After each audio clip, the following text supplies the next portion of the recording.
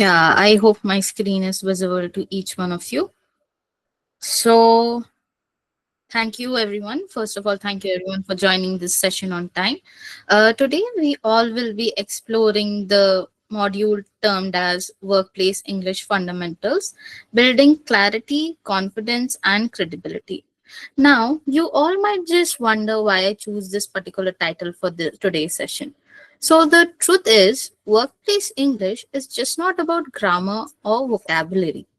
It's about how we come across in meetings, how confident we sound when we speak, and how credible we appear when we write or present during the meetings.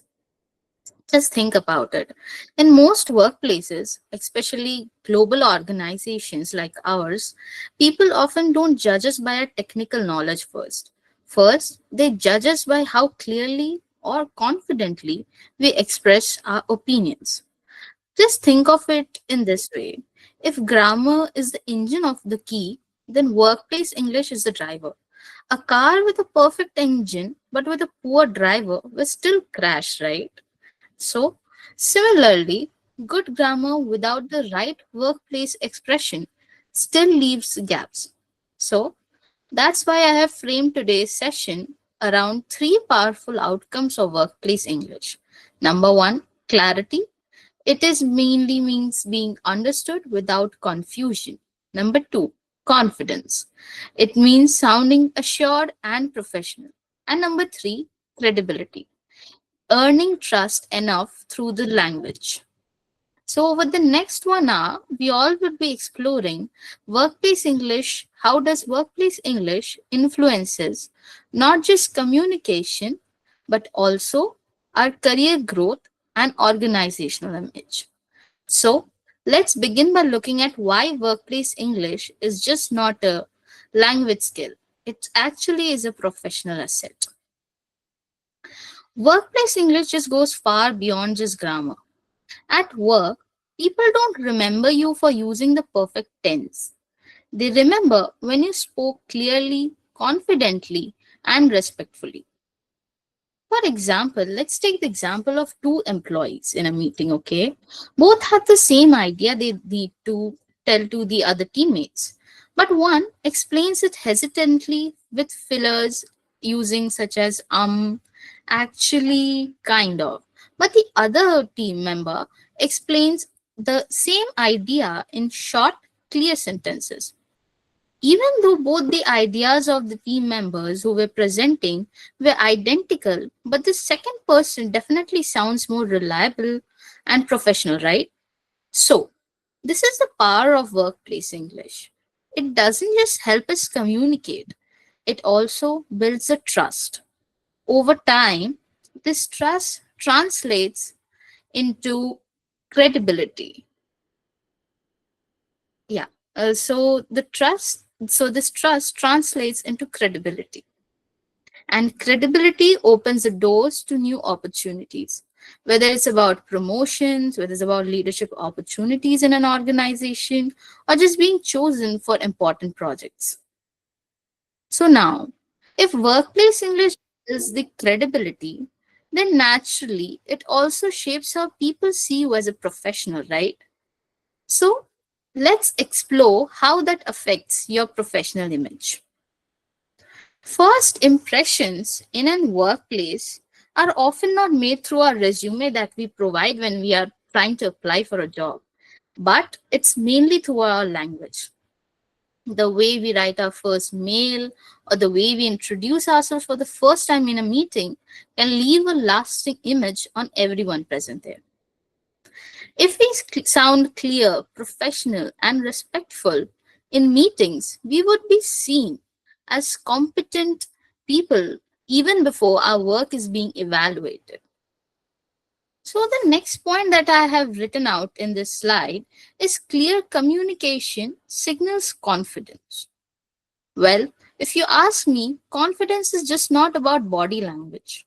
It is also about how we clearly express our thoughts when we are in a meeting or in our day to day lives. A simple, structured explanation can show the listener that you are in control of your ideas and just not a reading through a script or just are not proofreading through your presentation. The next point that I wrote out here is leaders that are remembered for clarity and simplicity. Well, great leaders are just not admired for their complex vocabulary, right? But they are known mainly for making the difficult ideas sound easy and just make it seem like it's so easy to be understood, right? For example, Steve Jobs was mainly known for making presentations that even a teenager who might not have the sharp brain or the professional mindset, they could have also understood what he was trying to decipher. So that's the power of simplicity when you are trying to speak. Next, poor language can overshadow expertise. What does this mean? Well, even though there are people who might be technically brilliant, but if the communication is filled with the grammar slips, confused phrases, or awkward wordings between the sentences, people may question your professionalism. In many cases, the message just gets lost between this awkwardness. The next one, strong English builds credibility in global settings. Well, we all know English is the global business language, right? The way we use this language signals our readiness to work across cultures. A professional who communicates clearly is often trusted faster in multinational teams in comparison to a fresher or a professional who isn't able to communicate their ideas properly. I have taken two global examples of great leaders. Number one, Satya Nadella, who is the CEO of Microsoft, and the number two, Indra Nooyi, who is the former CEO of PepsiCo. These leaders were mainly known for their great communication skills. Satya Nadella, the CEO of Microsoft, is admired for being thoughtful, calm, and precise in his words. Even when he is explaining complex technology, he makes sure to make it relatable to the audience, which enhances his professional image. Indra Nooyi, her communication style just not reflects her intelligence, but also it builds trust with the global investors and the employees alike. Just think of language like the clothes we wear to work.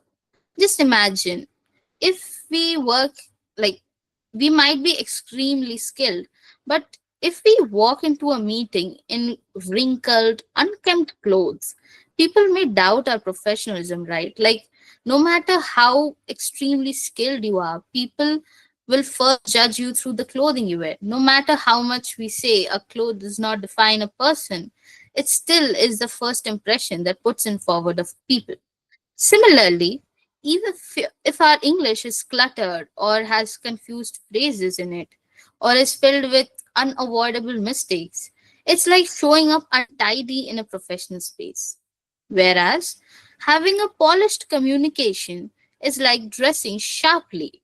It makes people pay attention to your ideas instead of being distracted by your presentation.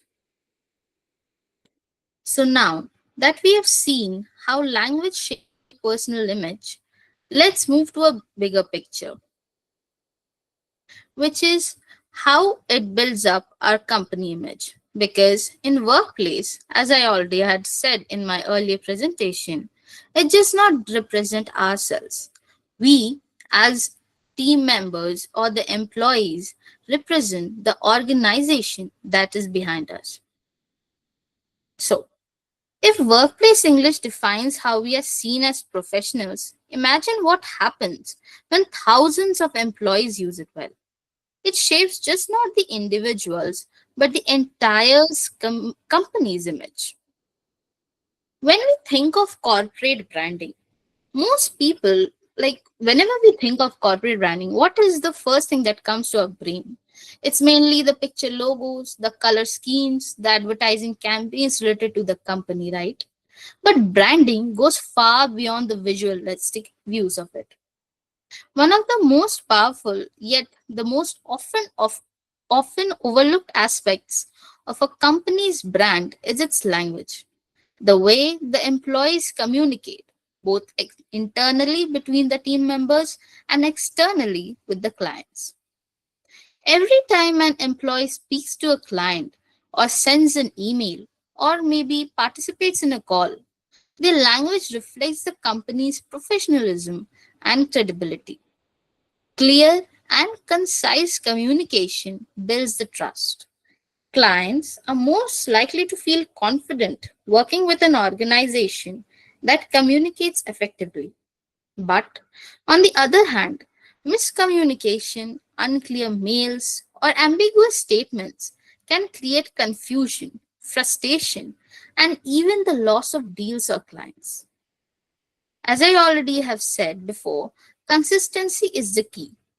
When all employees use a professional tone that aligns with the company's values, it strengthens the brand identity of the company. Prospective clients or its partners and investors perceive the company that communicates well as an organized, reliable, and a competent organization. In competitive industries, professional language itself becomes a competitive advantage. It can differentiate your company in crowded markets. So remember, everyone, branding is just not about logos and colors. Language is a form of branding too. Every word you use in a client facing context carries weight and contributes to how your company is being perceived.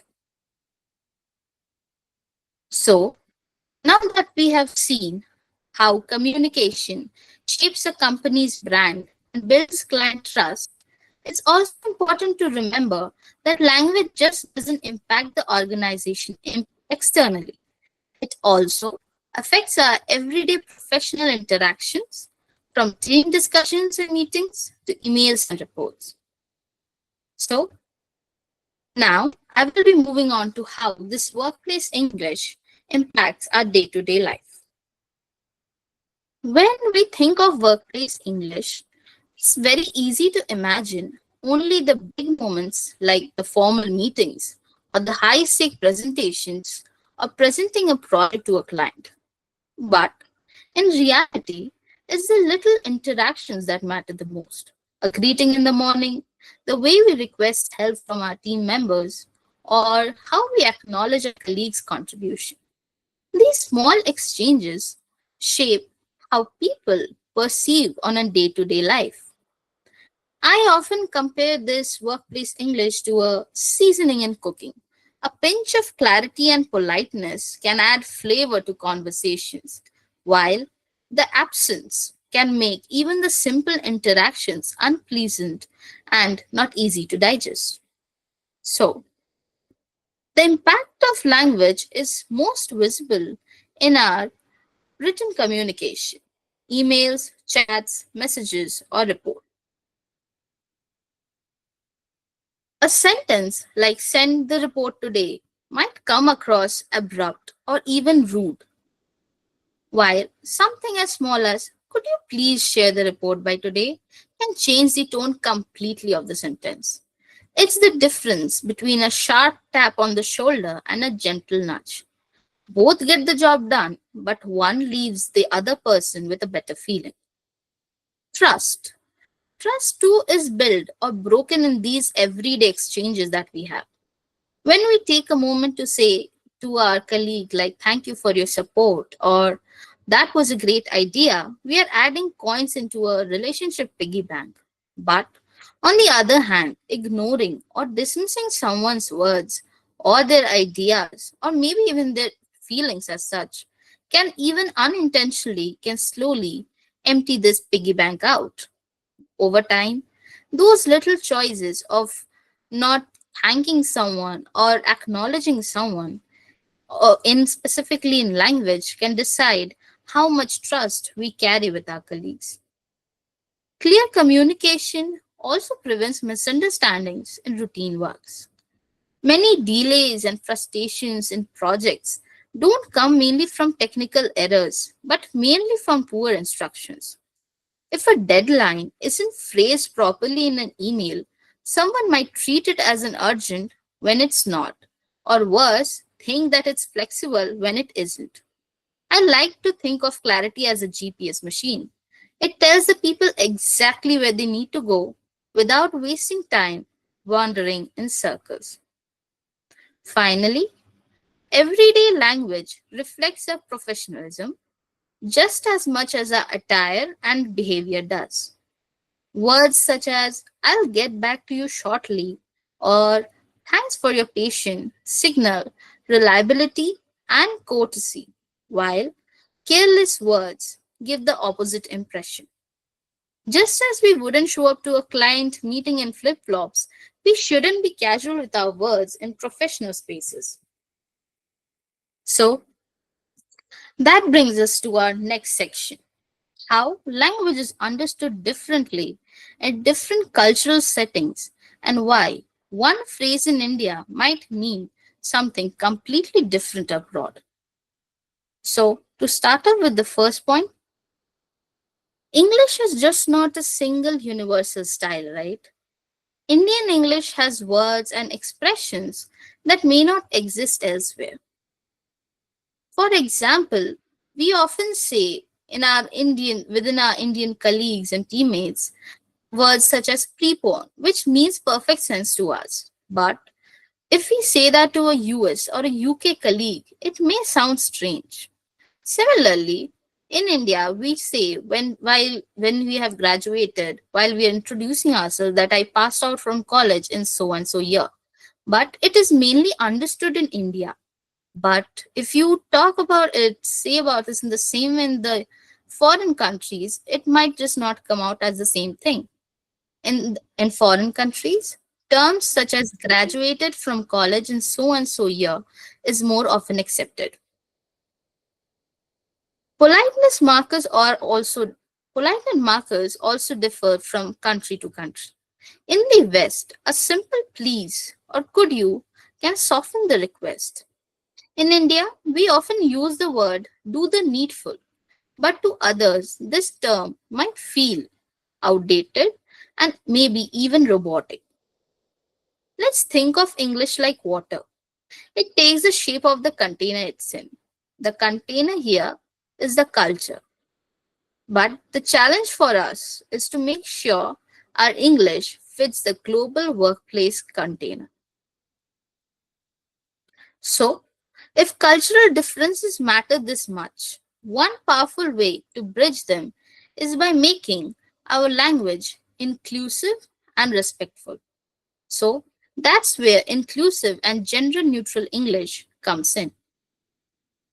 When we talk about inclusive and gender neutral language, we are just not being politically correct. We are being professional and respectful. Let's take a negative example at first, okay?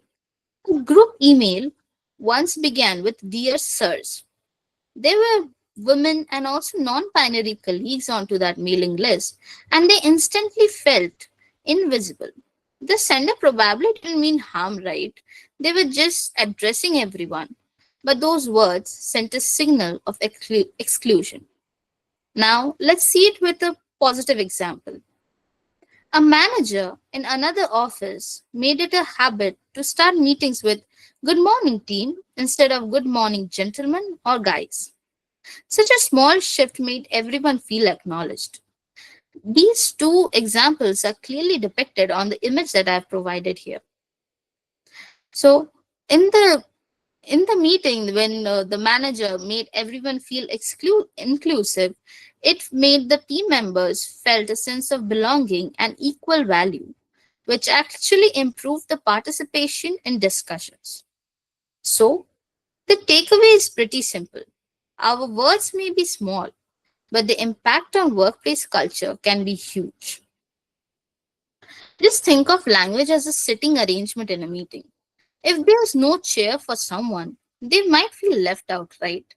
Similarly, inclusive language makes sure there's a chair for everyone included.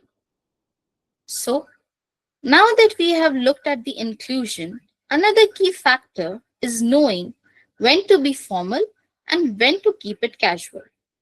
This balance is tricky. So just let's look at it. Different languages in workplace calls for different tones. Emails to clients, official reports, or board presentations demands formal English. On the other hand, daily chats with colleagues can be informal. But here's the catch. Sometimes we slip into being too casual. For example, imagine writing to a manager, "Hey boss, what's up?" This works well with friends or team members or colleagues when you're in casual settings. But in the workplace, it feels extremely professional.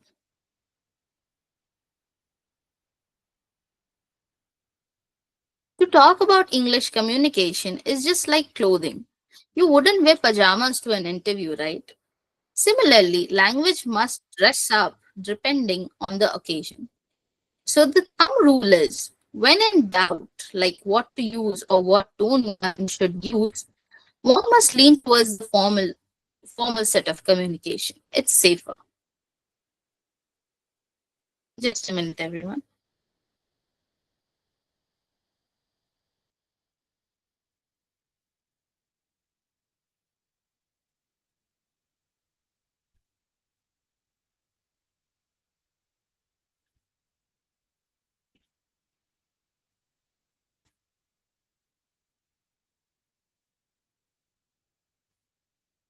Yeah. Sorry for the disturbance. So moving towards the next slide, which is cross-cultural communication pitfalls. In today's global workplaces, communication isn't just about language. It's also about the culture. Something that may seem polite or normal in one country may be misunderstood in another. For instance, even basic greetings vary. In the US, a firm handshake signals confidence, while in parts of Asia, a soft handshake or a small bow may feel more respectful. Courtesy styles can also clash. In cultures such as like in Germany or in Netherlands, direct feedback is more valued. It just shows honesty. But in countries such as Japan or India, being too blunt with your teammates or within a manager and a teammate may seem rude or confrontational. Humor is another tricky area. A casual joke between teammates when it's a global workplace culture in one language may fall flat or even often and even may offend the other person when translated. There was an US employee who made a sarcastic comment during a meeting, and their colleagues from other countries didn't realize it was meant as humor. Instead, they took it literally and were extremely confused. Even common phrases in workplace can create unexpected tension. A US manager once in my sorry, a US manager once invited a Japanese colleague to debate a project idea. To the American, that meant healthy discussion, right? But to the Japanese colleague, the word debate felt like an argument or a conflict. Similarly, a British email ending with a "that's interesting" might sound positive to someone who does not belong from that country, but might might sound positive to someone who might not belong to that country. But in the UK, the "that's interesting" this term often means a polite disagreement in the terms that have been provided. So, these examples remind us to slow down, check for clarity, and avoid assumptions in workplace cultures. By being mindful of cultural differences of our team members and colleagues, we can prevent misunderstandings and build stronger relationships across teams. Cross cultural English is just like using electrical plugs while traveling. Your charger may work perfectly at home, but abroad you may need an adapter, right? So, workplace English works in the same way. Sometimes you need to adjust your words so that they are able to be plugged in globally. So, when you are in doubt, just keep your English simple, clear, and universal. So far, We have seen how workplace English varies across cultures and how being inclusive and careful with tone makes a huge difference. Now, let's move on to the next part, how workplace English shows up in real workplace contexts like meetings, presentations, and networking. Starting off with workplace English in presentations. Presentations are one of the most visible tests of workplace English. The goal isn't as to sound overly formal, it's mainly to be clear, structured, and engaging with the audience. A strong opening in a presentation sets the tone. Starting with the presentation with a question, a quote, a surprising fact, or maybe a short story can immediately pull the audience in. Once you begin your presentation, try to keep your sentences short and direct. Long, complicated phrases may sound impressive, but they make it harder for your audience to follow. Signposting is a powerful tool too. Phrases like the key takeaway here is, or let's move on to, these terms guides listeners through your points so that they are never lost. It's like a conclusion for every sentence or like a transition from one slide to another when you're presenting.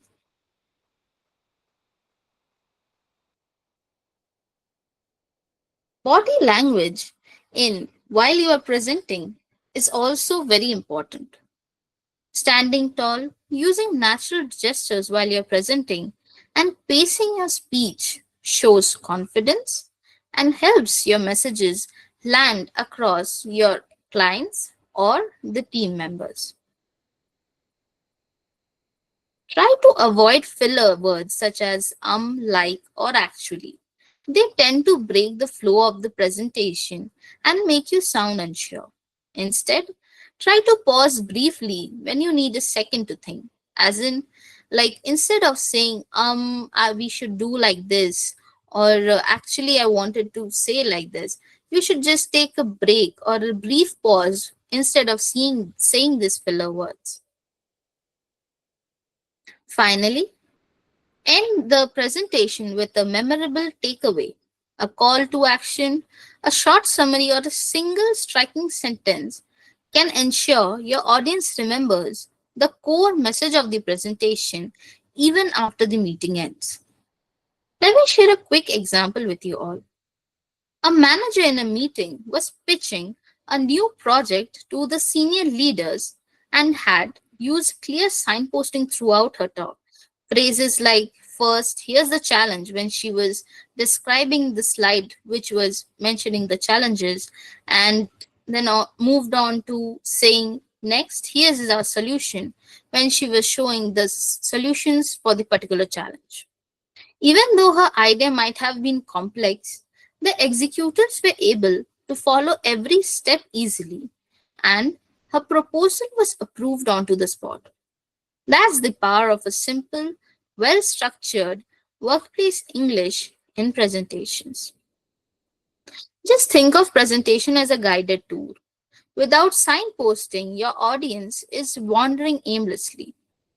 It's just like a tour when we are like while we're in tour, we need a guide, right? Just imagine a guide would have been provided to us, but they are not doing the job. We tend to just get lost, right? So signposting acts in the same manner. Without signposting, our audience may wander aimlessly while we are providing the presentation. With clear workplace English, we are holding the map or here the audience's attention.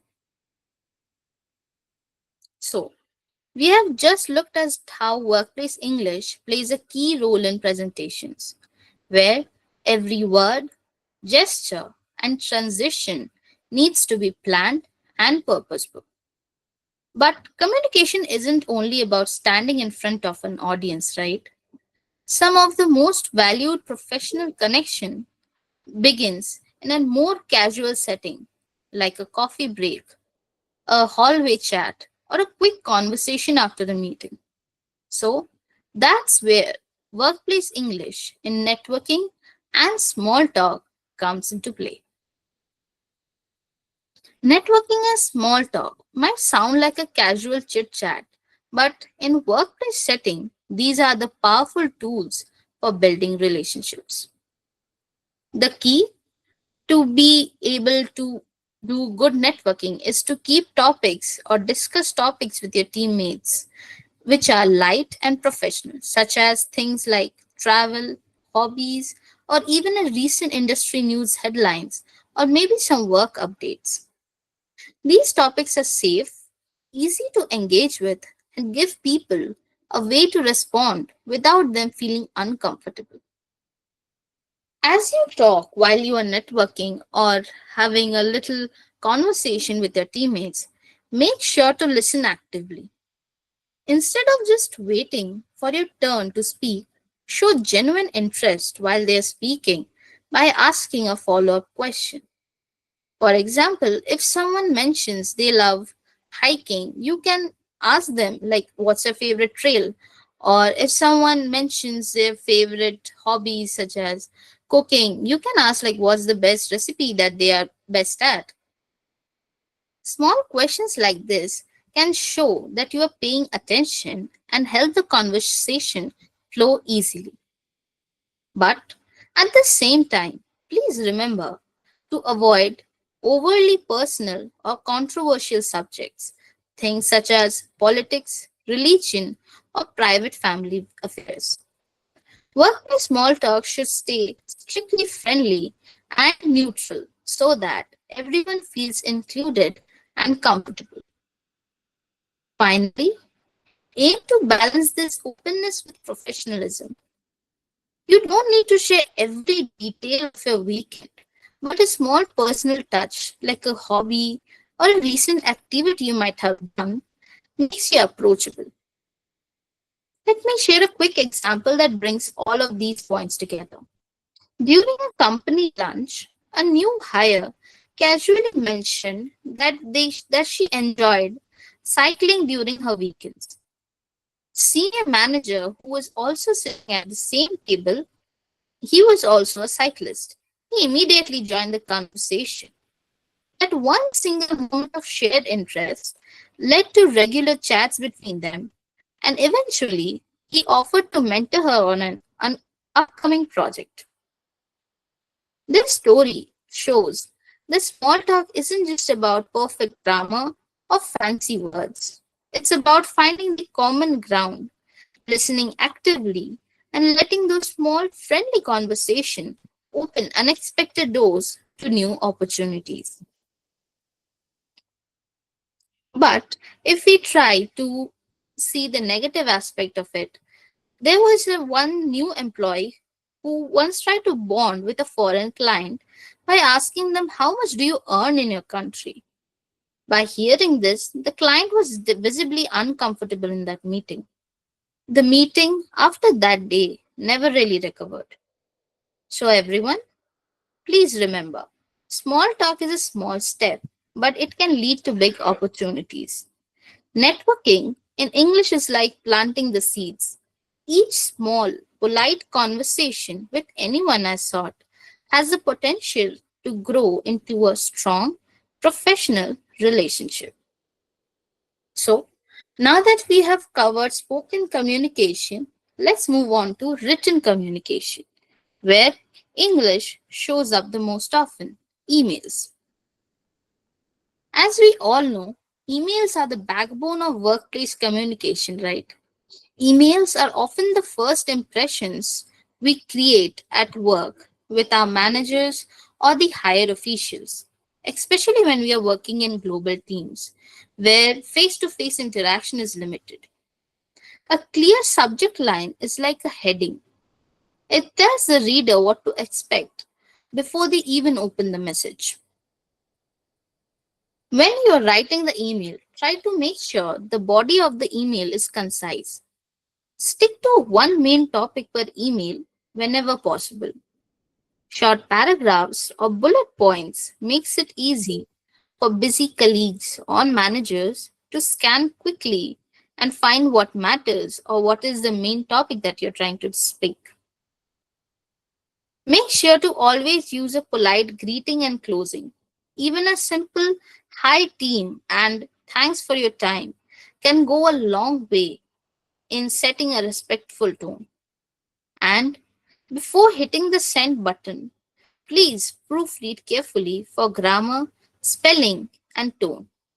A small typo or an unintended sharp phrase can leave the wrong impression to the one the mail is being delivered to. Let me share a quick example.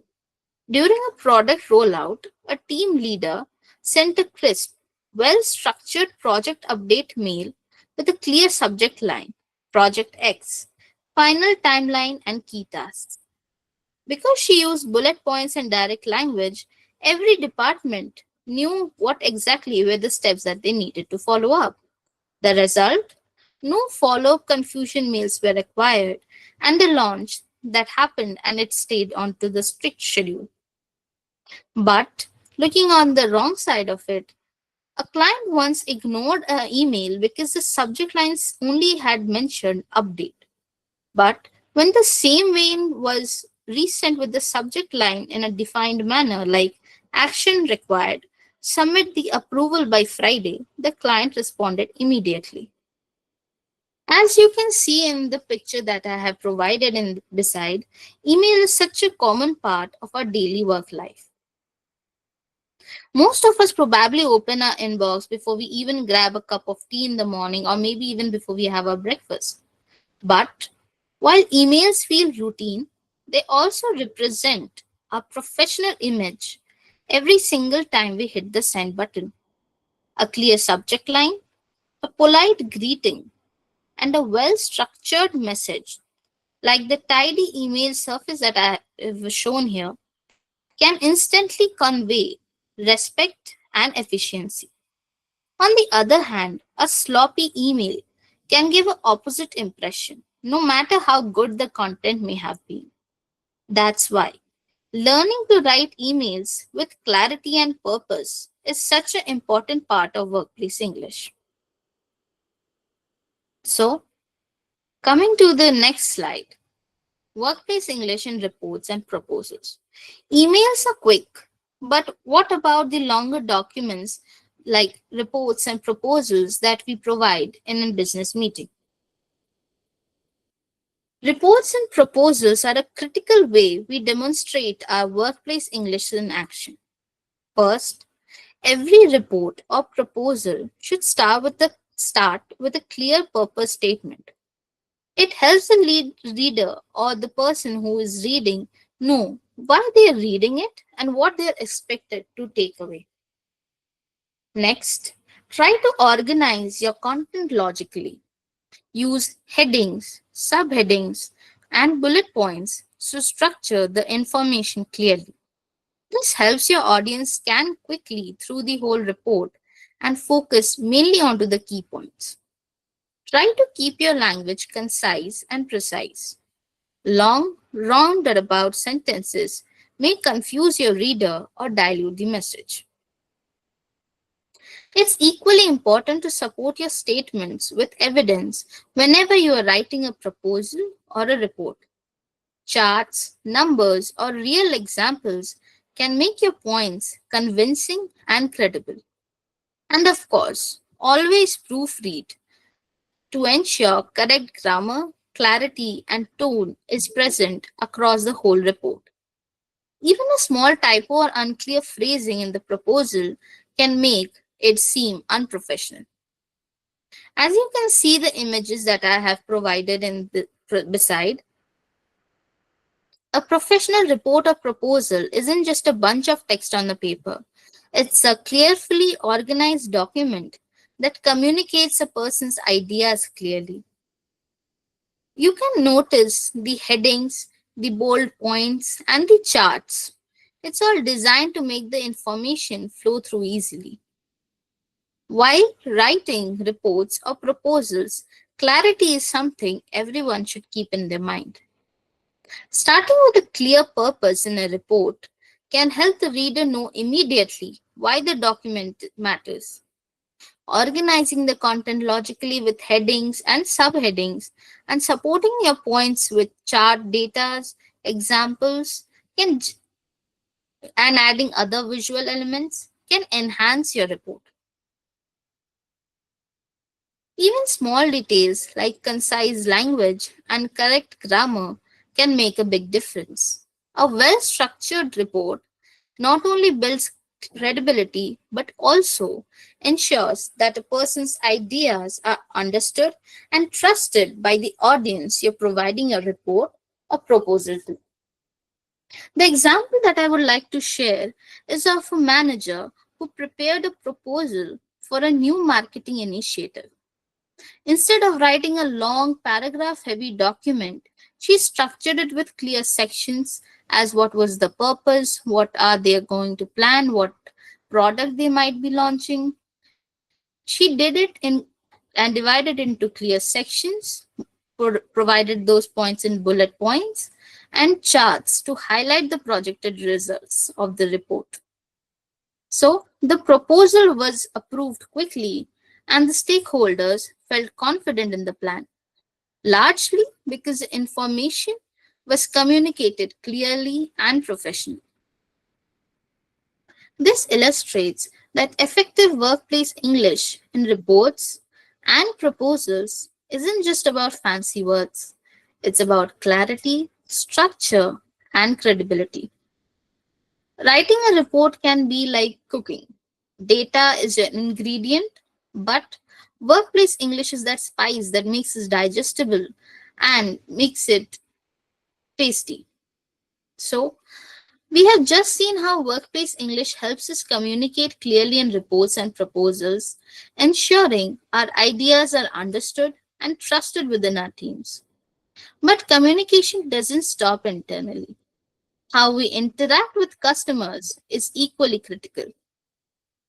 Whether it's over email, on calls, or during meetings, the words we choose, the tone we use, and the clarity of our message directly affects the customer's trust, satisfaction, and the company's professional image. So now, let's focus on workplace English and customer communication and explore how effective language can strengthen client relationships and drive business outcomes. Customer communication is one of the most visible ways we can use our workplace English. How we speak, the tone we choose, and the clarity of our explanations all directly impact how customers perceive both us and the company. The first key principle is empathy. Always acknowledge the customer's concerns before diving into solutions. For example, you might start with whenever a customer is facing some issue, you can start with I understand how frustrating this might be for you, and then guide them step by step towards a resolution. This ensures the customer feels heard and valued and feels that their issue is going to be solved or somebody is out there hearing their issue. Next, try to use polite, professional, and friendly language at all times. Being courteous sets a positive tone for any interaction. Listening actively is crucial. Try to ask clarifying questions if something isn't clear to the client. When responding, try to keep your explanations simple and avoid jargon so the customer can easily follow through. Prompt responses and well structured messages make it easier for them to act on your guidance. Also, try to adapt your tone to the customer's personality or situation. Some customers prefer formal communication, while others are more comfortable with a conversational style. Here's an example that can bring all of these points all together. A customer called in with a technical issue. The support executive first acknowledged this problem empathetically, making them explain that yes, we do understand this issue. then explain the steps clearly as to what the issue was and how they can help or how they can provide a solution for it using a simple language and a friendly tone without using any strong jargons. The customer understood immediately and the issue was resolved on the very first call itself, and no escalation was needed. This shows that effective workplace English with customers isn't just about complex vocabulary, it's about empathy, clarity, politeness, and adaptability, which builds satisfaction and loyalty. So, whether it's meetings, presentations, networking, emails, reports, or customer communication, we have seen how workplace English shapes success in daily situations. But just as important as knowing what to do is knowing what not to do. So, that's where we head on to our next section, which is the common pitfalls and corrections of workplace English. Starting off with the first one, common language pitfalls in Indian workplaces.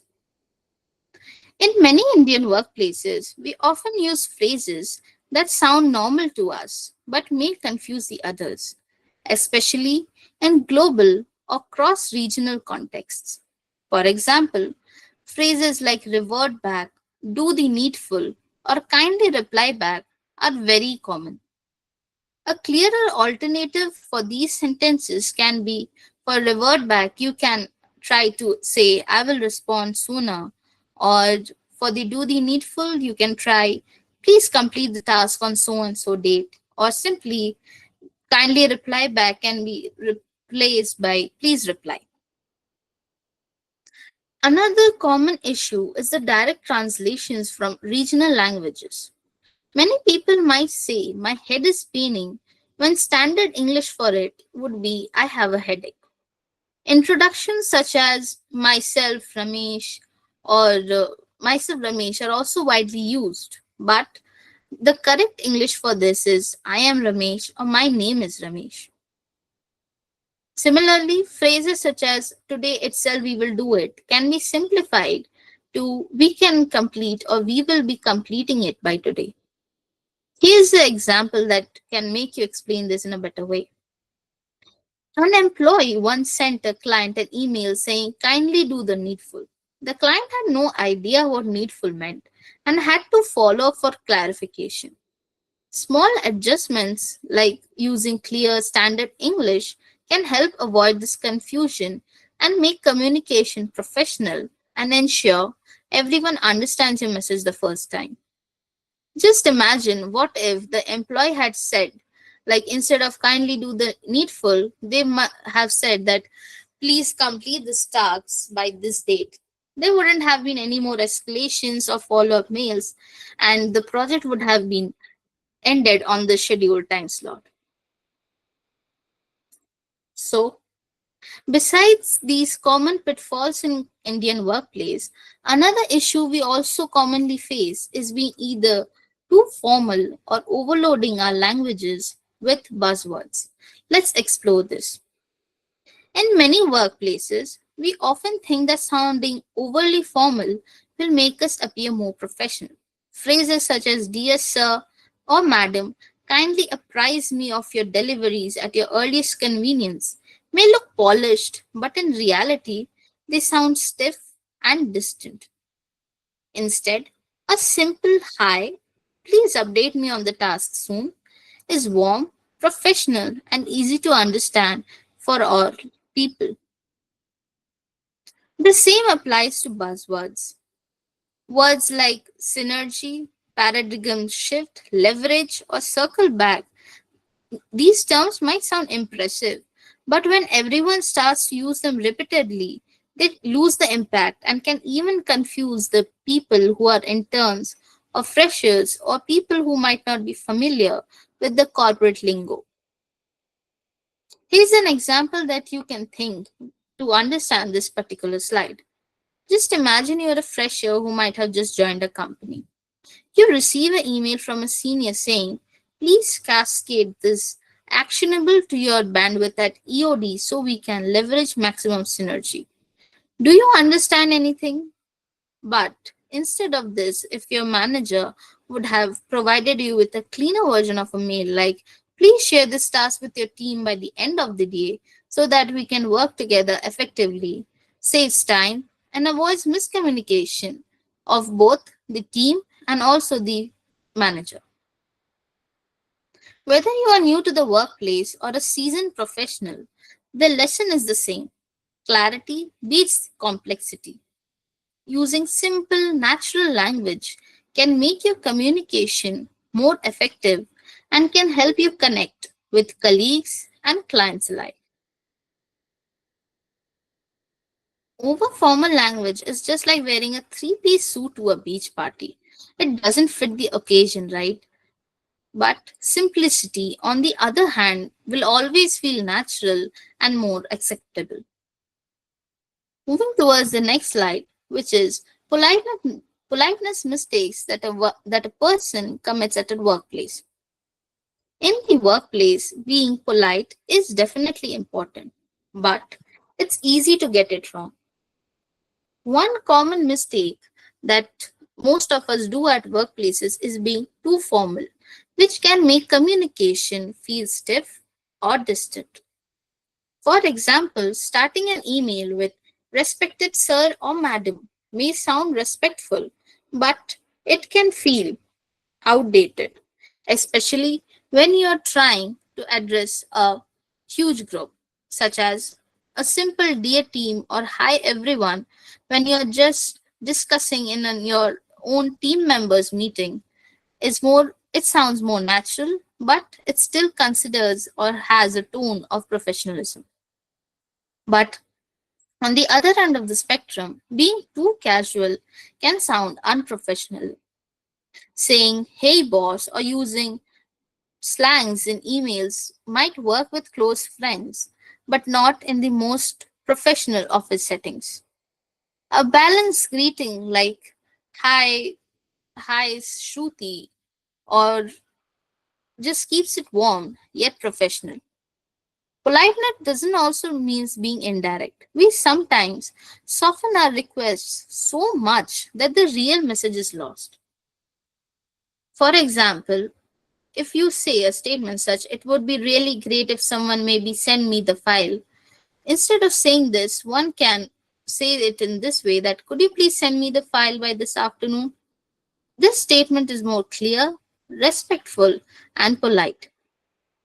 Another common habit that we face or might do in workplace is over apologizing. People often write like, sorry for disturbing you, when they simply need to share information between the team members. Replacing it with thanks for your time is considered both polite and confident. Here's an example that we can all maybe relate to. A colleague once sent an invitation mail that read, kindly oblige with your presence at tomorrow's meeting. While his intention was merely to be polite, it sounded overly formal and old fashioned.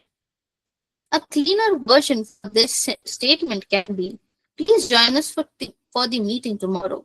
It felt warm and professional at the same time without creating any confusion. Whether you are a fresher or an experienced professional, small changes like these makes your communication more effective and helps you come across as confident, respectful, and approachable. Just a minute.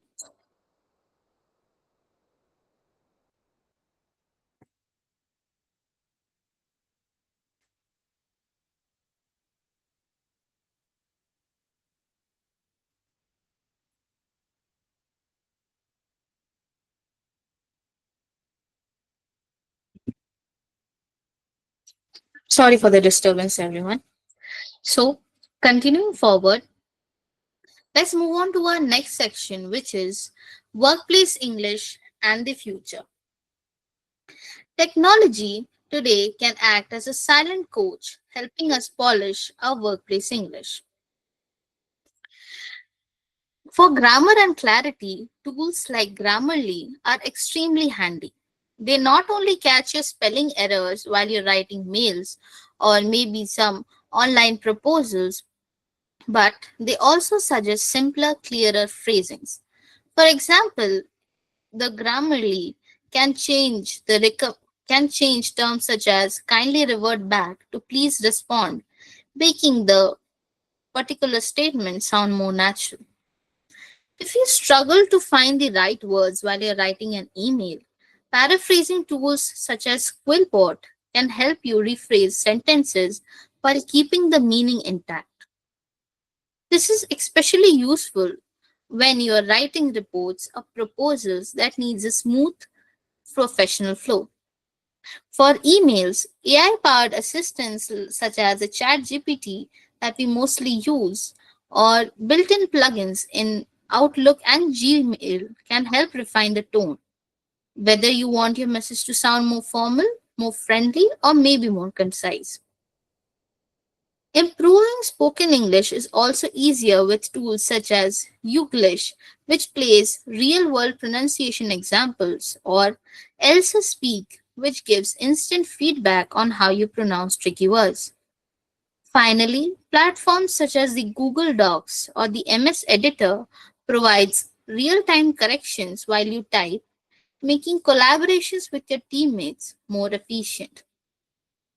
You can take a screenshot for this particular slide and try to use these apps on your day-to-day use purpose.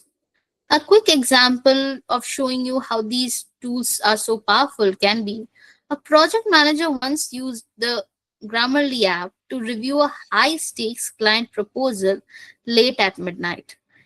This Grammarly app caught small but critical errors and suggested better phrasing. It in turn changed The changes that it made in turn helped the team submit a polished document and ultimately win the deal with the client. Let me tell you all, these tools don't replace the learning part, but they act as a second pair of your eyes, helping you communicate with confidence and professionalism. Now, apart from tools, the way we use English changes when we work in remote or global teams. Let's explore on this prospect. When we work with remote or global teams, English becomes more than just a language. It's the main tool that keeps everyone connected. The first priority is clarity. Whether it's a Zoom call, an email, or a quick chat message, using plain and simple English can avoid the confusion. For instance, many of us might casually say, like, let's prepone the meeting. But if you have colleagues who are situated in Europe or in the US, they might not understand that particular word, right? So, using a clearer phrase in the place of that, like, let's move the meeting earlier at a so and so time, can make the communication effortless. Next is the neutral language. Slang, idioms, or cultural jokes might be funny to us, but they don't always translate well across cultures and could lead to awkward moments. Instead, try to keep your words neutral and professional. Time zones are another key factor. Teams that are spread across different countries.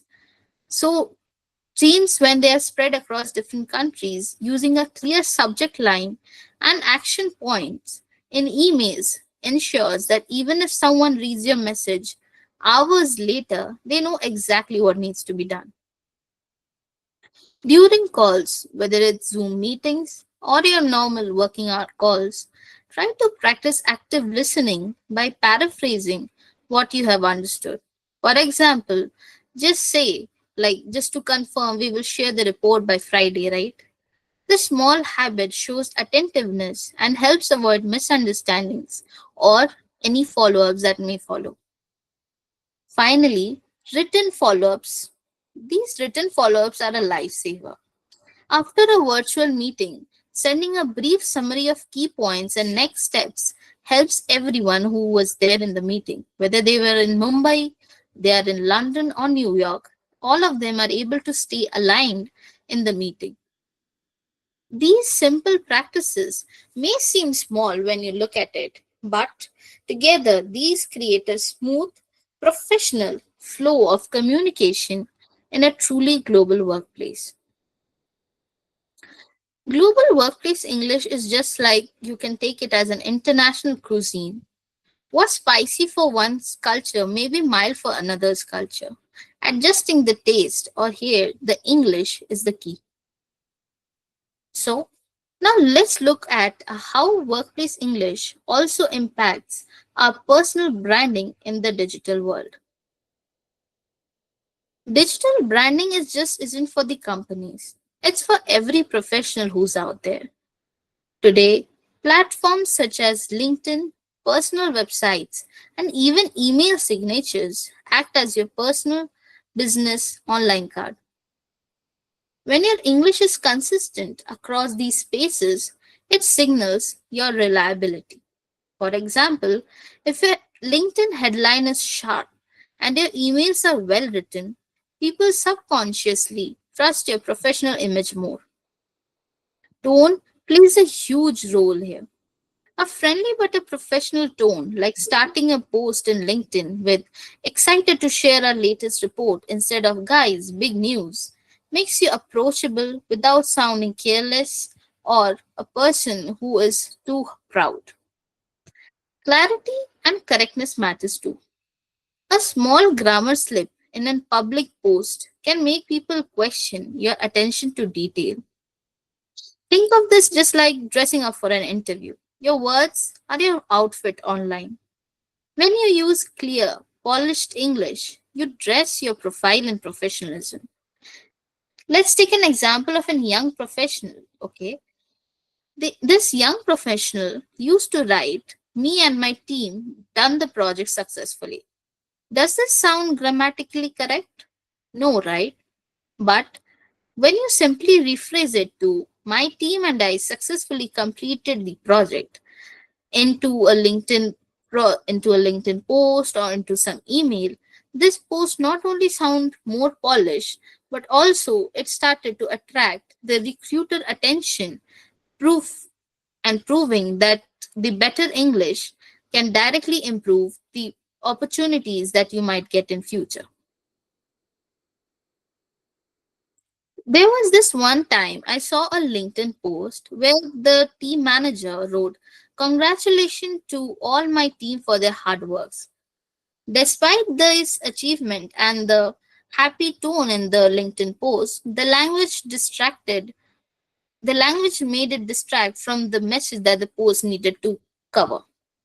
Imagine the impact this would have been if this particular post would have been written clearly.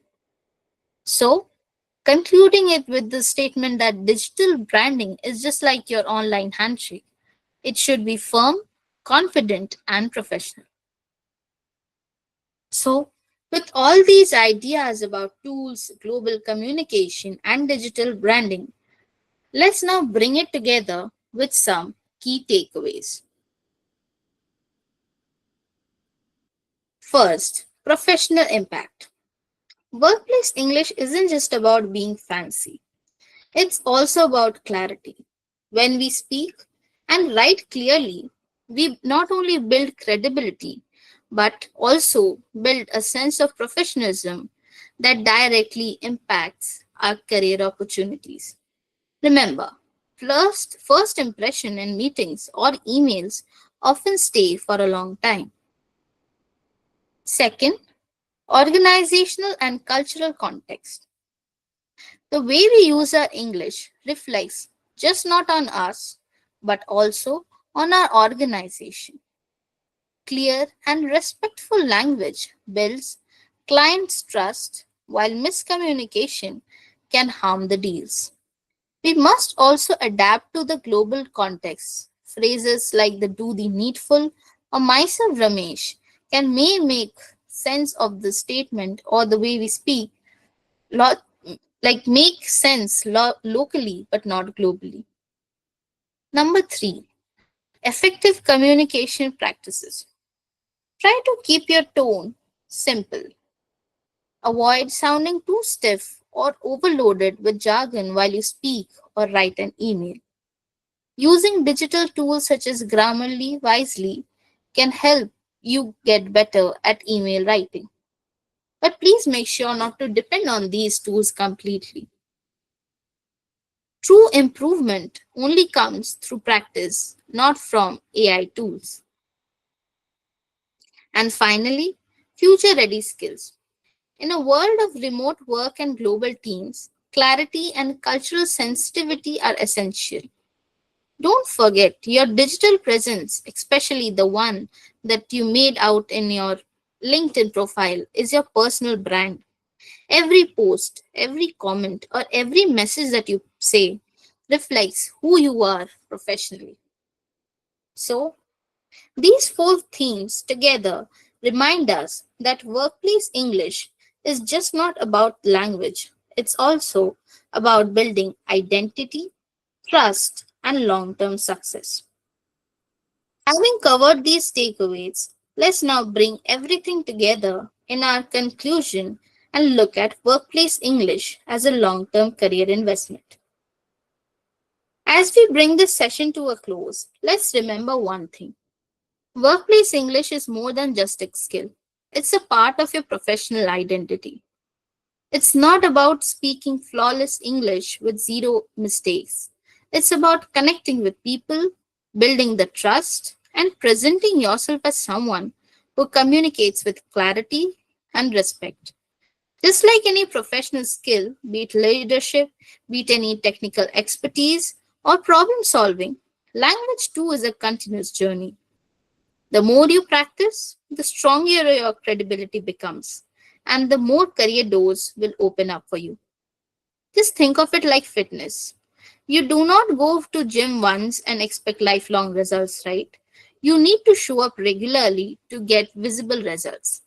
So, the same applies to language. It's the small daily improvements that build long-term growth.